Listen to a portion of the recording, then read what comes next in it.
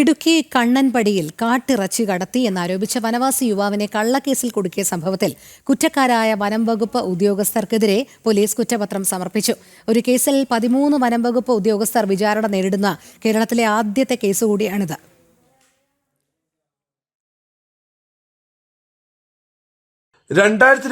September 20 Kannampadi സ്വദേശി സരുൺ സജിയെ കാട്ടിറച്ചി കടത്തിയെന്നാരോപിച്ച് ജയിലിലടച്ചത്.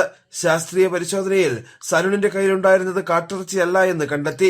പിന്നാലെ കിഴുകാനം മുൻ section officer T Anilkumar, Idukki മുൻ wildlife warden B Rahul എന്നിവരുൾപ്പെടെ 13 വനം വകുപ്പ് ജീവനക്കാരെ പ്രതി ചേർത്ത് പോലീസ് കേസെടുക്കുകയായിരുന്നു. പ്രതികളായ ഉദ്യോഗസ്ഥരെ പ്രോസിക്യൂട്ട് ചെയ്യാൻ 2024 ജനുവരിയിൽ പോലീസ് സർക്കാരിന് കത്ത് നൽകിയതാണ്. നവംബറിൽ ഇതിന് അനുമതി ലഭിക്കുകയും ചെയ്തു. എന്നാൽ 7 മാസത്തിന് ശേഷമാണ് കുറ്റപത്രം സമർപ്പിച്ചത്. IPCയിലെ 15 വകുപ്പുകളും പട്ടികജാതി പട്ടികവർഗ പീഡന നിരോധന നിയമപ്രകാരം 5 വകുപ്പുകളും ചേർത്താണ് പോലീസ് 500 പേജുള്ള കുറ്റപത്രം തയ്യാറാക്കിയിരിക്കുന്നത്. തനിക്ക് നീതി ലഭിക്കുമെന്നാണ് പ്രതീക്ഷിക്കുന്നതെന്ന് സരുൺ സജി പറഞ്ഞു. അതുപോലെ തന്നെ എനിക്ക് നീതി ലഭിക്കുന്ന അന്യായ ഉറപ്പുണ്ട്. അതായത് കോടതിയുടെ ഭാഗത്തു നിന്നും നല്ലൊരു പ്രധാന നീതി ലഭിക്കുമെന്നാണ് എൻ്റെ ഒരു വിശ്വാസം.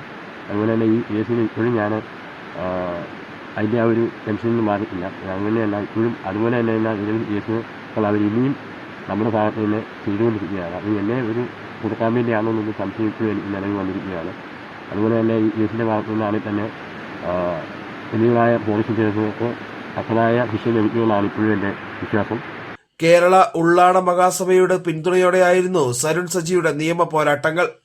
സരുൺ സജിക്കുണ്ടായ ഇതുപോലുള്ള അനുഭവം ഗോത്രമേഖലയിലെ മറ്റ് ഒരാൾക്കും ഉണ്ടാകാൻ പാടില്ല എന്നുള്ള ശക്തമായ താക്കീതാണ് ഈ കേസിലൂടെ ഉണ്ടായിരിക്കുന്നത്.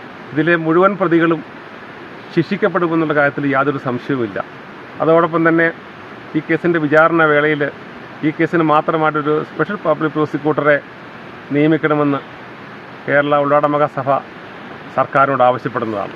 സംഭവത്തിൽ ഗോത്രവർഗ മനുഷ്യാവകാശ കമ്മീഷനുകൾ ഇടപെട്ടതോടെയാണ് സർക്കാർ ഉന്നതതല അന്വേഷണത്തിന് ഉത്തരവിട്ടത്. തുടർന്ന് നടത്തിയ അന്വേഷണത്തിലാണ് കേസ് കെട്ടിച്ചമച്ചതാണെന്ന് കണ്ടെത്തുകയും ചെയ്തത്.